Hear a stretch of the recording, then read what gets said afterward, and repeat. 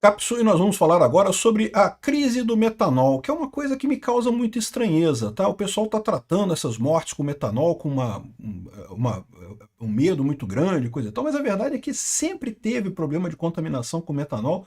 Isso não é uma coisa que mudou de pouco tempo para cá e coisa e tal. A impressão que dá nessa história é que existe um ingrediente nisso daí, que é uma cortina de fumaça, né? Estão querendo jogar uma cortina de fumaça na opinião pública, na discussão pública, talvez para desviar do caso da prisão do Bolsonaro, da Magnitsky no Alexandre de Moraes e na esposa dele. Eu não sei exatamente o que eles estão querendo desviar a atenção, mas claramente que esse assunto todo do metanol é uma cortina de fumaça. É um absurdo? É lógico que é um absurdo. Realmente é preocupante pra caramba, né? Mas só que sempre existiu isso, sempre teve esse tipo de problema, né? Não é uma coisa que surgiu agora, né? E aí, curiosamente, uma das pessoas que foi aparentemente vítima disso, a gente não sabe, né? Porque tem duas possíveis causas da morte, é o advogado do Mensalão, e um dos fundadores do Grupo Prerrogativas e antigo auxiliar do Tomás Bastos, que era o advogado que foi ministro da Justiça do Lula e coisa e tal, já é falecido Tomás Bastos, né? Ele era Luiz Fernando Pacheco, infelizmente foi encontrado morto. Meus sentimentos aí à família, aos amigos dele, mas aparentemente ele foi assaltado. Foi uma tentativa de latrocínio em que o assaltante, né, bateu nele, deu um soco nele, ele caiu no chão e bateu com a cabeça muito forte, e isso teria causado problema. Antes disso, ele teria falado para amigos que tinha tomado metanol. Segundo os amigos era brincadeira, mas enfim, vamos entender esse caso aqui, porque virou um exemplo clássico de nexo causal e causa próxima para direito penal, né? Ou seja, o doutor Luiz Fernando Pacheco acabou prestando um último serviço aí ao direito ao apresentar um caso clássico de nexo causal, né? O assaltante deu um soco nele. Se ele tivesse sóbrio, se ele não tivesse tomado nada, será que ele morreria? Ou só cairia, mas teria reflexo para não ter uma pancada na cabeça? Então, e se o assaltante deu um soco nele, ele morreu em função desse soco, mas só porque ele já estava embriagado ou talvez contaminado por metanol, isso quer dizer que o assaltante matou ele, ou o assaltante não teve a intenção de matar ele, entendeu? Não tinha o conhecimento de que o ato dele pudesse causar esse tipo de coisa. Vamos entender esse caso aqui. Essa notícia foi sugerida por Inimigo do Estado, Magnitsky Não Tem Ombro e várias outras pessoas. Obrigado aí ao pessoal que sugeriu notícias lá no nosso site, no visãolibertaria.com, e obrigado a você que está assistindo o nosso vídeo. Se você gosta do nosso conteúdo, por favor, deixe o seu like, se inscreva aqui no canal, né? Pois bem, o Luiz Fernando Pacheco, advogado, ex-auxiliar do Tomás Bastos, criou o Grupo Prerrogativas e coisa e tal, e estava na quarta-feira passada, dia 1º, ele foi num bar lá próximo da casa dele e tomou umas e outras lá, bebeu um pouquinho. Até aí nada de errado, faz parte, né? Direito dele se divertir nisso daí. O problema todo é o seguinte, quando ele está voltando para casa, ele mandou uma mensagem para os amigos dizendo isso aqui, ó: acho que tomei metanol, escreveu o advogado numa mensagem para amigos, né? E lembra, pode ser uma piada, realmente pode ser uma piada, tá todo mundo falando de metanol nesse momento e coisa e tal, já vi gente brincando, né? Sextou, é hora do metanol, eu não sei o que lá, né? É brincadeira, né? Evidentemente, todo mundo sabe, metanol mata, é preocupante pra caramba isso daí, né? Mas enfim, e aí ele de fato fez essa brincadeira e foi encontrado morto realmente perto do bar. Ou parece que ele foi encontrado ainda ofegante, ainda vivo, mas foi levado para o hospital e não resistiu. O fato é que ele acabou morrendo, né, infelizmente, né? Aí a gente tem um vídeo, pegaram um vídeo da câmera de segurança que mostra justamente um casal que teria assaltado ele, que teria tomado o celular dele, e aí o cara deu um soco no advogado, o advogado caiu no chão e bateu com a cabeça muito forte, e ali ele ficou. No que ele bateu a cabeça, ele ficou ali mesmo, né? E roubaram tudo dele, pegaram documentos, pegaram carteira, celular, pegaram a coisa toda. E parece que a polícia já pegou o pessoal, tá? A polícia pegou aqui os 3 suspeitos de terem feito esse assalto contra ele. E aí é que vem o problema, né? Ok, que eles queriam roubar o cara, não há dúvida nenhuma. Eles levaram o celular, levaram carteira, levaram os documentos todos do cara. Até aí não tem dúvida nenhuma que eles queriam assaltar a pessoa. Agora, eles queriam matar o senhor Luiz Pacheco? E essa é a questão, né? Porque não dá para saber nisso daí. Latrocínio pode ser, porque é roubo seguido de morte, né? O roubo seguido de morte, o entendimento é que basta ocorrer o resultado para você ser culpado do latrocínio. Latrocínio tem penas bastante elevadas, tá? Vai até 30 anos de cadeia por latrocínio, né? Enfim, eu acho que nesse caso não tem dúvida que é latrocínio, mas você podia especular aqui, né? Será que, se ele tomou metanol, ele estava contaminado mesmo, ele iria morrer de qualquer forma, o latrocínio ainda se aplica nesse caso? Né? Ou seja, porque ele ia morrer de qualquer forma. O resultado morte decorre não do soco que ele levou, mas do fato de ele ter tomado metanol antes. Hipótese, né? Estou levantando uma hipótese aqui. Mesmo que você não considere, que você desconsidere, o metanol, segundo está descrito aqui, parece que ele estava visivelmente alcoolizado nesse momento. Não é nada de errado, ele estava andando, não estava de carro. Se eu tivesse de carro, você poderia alegar que era um risco para a sociedade, mas estava andando, coisa e tal. E você sabe que quando você está alcoolizado, você tem reflexos mais lentos, né? E isso pode ser um problema para queda. Dá para ver que no momento que ele leva o soco, eu não posso mostrar a imagem aqui porque o YouTube não deixa, mas o vídeo está disponível, se você procurar dá para ver o vídeo ali. No momento que ele leva o soco do assaltante, ele cai e cai, desaba, né? E isso pode ter implicado na morte dele. Mas e aí? O assaltante tem culpa do cara ter bebido antes? Não tem, né? Você tem a eterna discussão da culpa consciente com o dolo eventual no direito penal, né?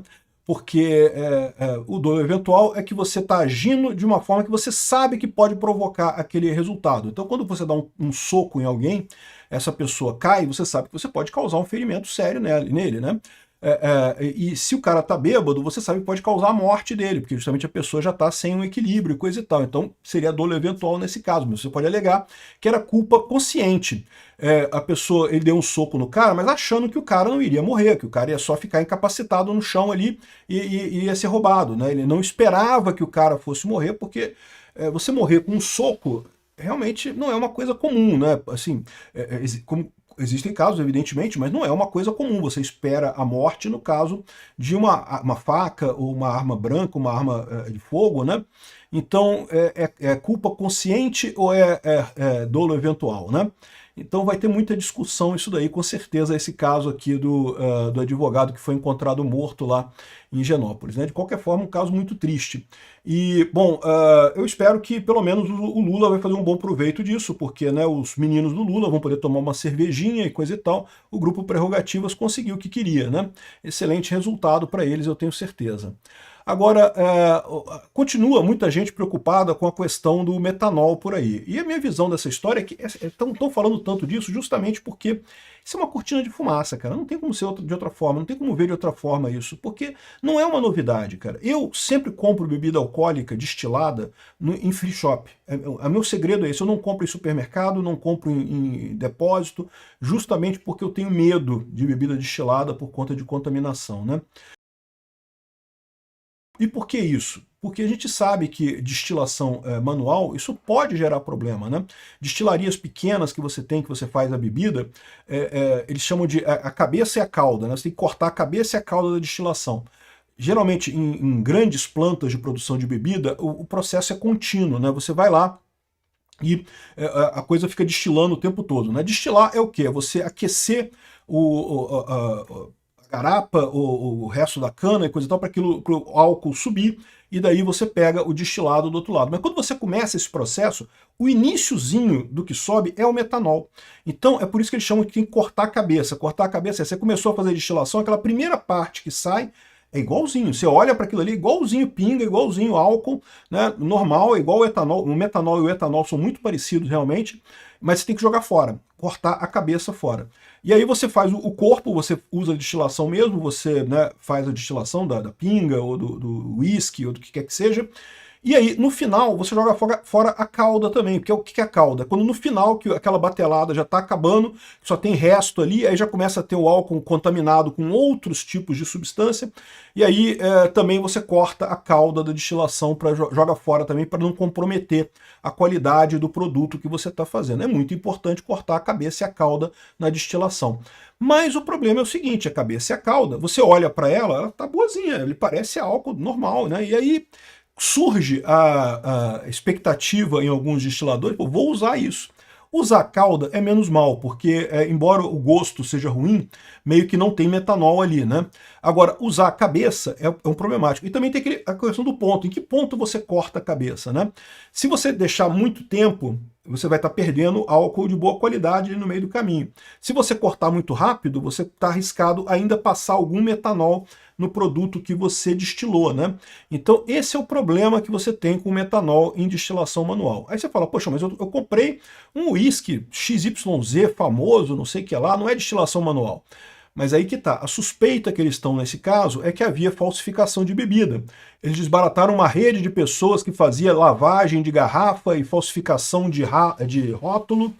E aí, o rótulo que você pegou é um rótulo, uma bebida cara, uma bebida conhecida e coisa e tal, mas o que está na garrafa não necessariamente. Aí eles falsificam tudo, fazem uma pinga de botequim, botam um monte de corante e aromatizante para ficar parecido com uísque, ou com gin, ou com o que quer que seja, e bota para vender esse negócio. Às vezes até mistura com um pouco do gin original, um pouco do uísque original, e bota para vender bebida falsificada. Isso sempre teve no Brasil, cara, isso sempre foi muito comum no Brasil.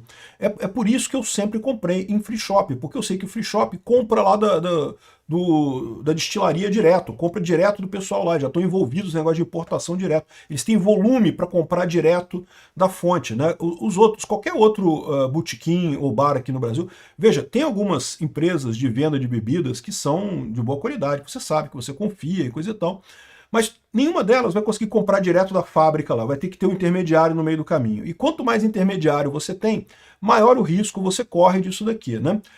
O problema maior é em casa noturna e barzinho que vende isso daí. Isso é muito maior do que muito pior do que você comprar a garrafa. Por quê? Porque esse pessoal já tem até o truque. Em casa noturna eles fazem muito isso. Quando a pessoa acabou de chegar no show, na balada, eles dão um uísque bom, dão garrafa de verdade, né? Aí depois que a pessoa já tá bêbada, começa a botar outra garrafa lá, porque a pessoa não vai sentir o gosto mesmo, já tá bebendo ali, não vai sentir o gosto de nada. E aí eu acho que esse é o problema da falsificação, né? Ou seja, o pessoal tá usando destilado feito de forma artesanal, falsificando essas garrafas aqui. É a explicação que tem. Mas, de novo, isso tudo não é novidade, isso sempre teve no Brasil, sempre existiu contaminação com metanol no Brasil, sempre teve esse tipo de caso. O pessoal está fazendo um escarcéu em cima dessas mortes, né? Estão achando morte, já acharam morte em Brasília, acharam morte no Pernambuco, acharam morte no Rio de Janeiro, morte num monte de lugar. Aí, meu Deus, que coisa, tem uma quadrilha que está espalhando metanol. Não, isso é o normal, acontece mesmo, o pessoal falsifica em coisas artesanais pequenos, e vários lugares do Brasil é falsificado isso, e você tem de vez em quando esse tipo de caso. Se você pegar a estatística do ano passado, você vai encontrar a mesma coisa. Aí que tá, por que estão fazendo esse escarcéu na mídia? A minha suspeita é que o primeiro objetivo disso é tentar jogar lama no Tarcísio, né? O governo Lula estava querendo criticar o Tarcísio de alguma forma, jogou lama no Tarcísio por conta desses casos lá em São Paulo. São casos que chamam atenção, então vamos botar na conta do Tarcísio. Só que aí começou a aparecer agora casos no Brasil inteiro, né? E aí ficou claro que o problema não é o Tarcísio, o problema é os impostos do governo. Os impostos do governo sobre bebidas alcoólicas são enormes, e aí gera realmente espaço para validar esse tipo de coisa, para fazer esse tipo de falsificação. Lá fora isso é mais raro, porque como a bebida é barata lá fora, é difícil, não vale a pena você falsificar um negócio que é barato. Aqui no Brasil, como bebida é muito caro, vale a pena, né? Como eu falei para vocês, esse negócio de fazer uma lei nova proibindo metanol na bebida, já existe isso, já tem o artigo 272 do Código Penal, parágrafo 1º, que fala justamente de contaminação de bebida, falsificação de bebida. Isso já é crime, já até 8 anos de cadeia no Código Penal. O que pode resolver esse problema? Duas coisas podem resolver esse problema. Primeiro, o incentivo econômico. Como eu falei, tirar os impostos das bebidas, de forma que a bebida fique mais barata, e que com isso o incentivo para quem contamina, para quem falsifica, fica menor. Fica muito mais complicado, economicamente não vale mais a pena falsificar a bebida. Esse é um ponto positivo. É lógico que não vai chegar a zero, sempre vai ter alguém que vai achar que ainda vale a pena falsificar mesmo para vender baratinho, mas diminui muito o caso de falsificação. Agora, outra saída é tecnológica. É o que eu falo para vocês, o que resolve o problema é incentivo e tecnologia. Achar que lei, governo resolve algum problema não resolve nada. Incentivo resolve. Ou então tecnologia. A Unesp fez um teste de R$10 que descobre metanol em bebidas alcoólicas em apenas 15 minutos. É uma tecnologia criada há 3 anos pelo Instituto de Química lá em Araraquara, ainda não tem parceiros para produção, mas pode ser um negócio interessante isso daqui, porque realmente no nosso país, que você tem esse tipo de problema, vale a pena você comprar isso daí. É verdade que 15 minutos ainda leva um tempo grande, mas Quem sabe o pessoal não consegue investigar mais isso daí, fazer um teste mais rápido e coisa e tal, porque, de qualquer forma, é uma coisa útil, né? Você pode, toda vez que você abrir uma garrafa, fazer o testezinho ali para ver se a garrafa está contaminada. Em 15 minutos você sabe se tem ou não, e você pode tomar aquela garrafa sem problema nenhum, sem nenhum medo, né? Tecnologia é uma outra maneira de resolver o problema. Obrigado por assistir o vídeo até o final. Além de curtir, compartilhar e se inscrever no canal, considere se tornar patrocinador com valores a partir de R$ 1,99. Clique no botão Seja Membro abaixo para saber as condições e vantagens de patrocinar o canal. Mais informações sobre o nosso projeto, visite nossos sites indicados na tela.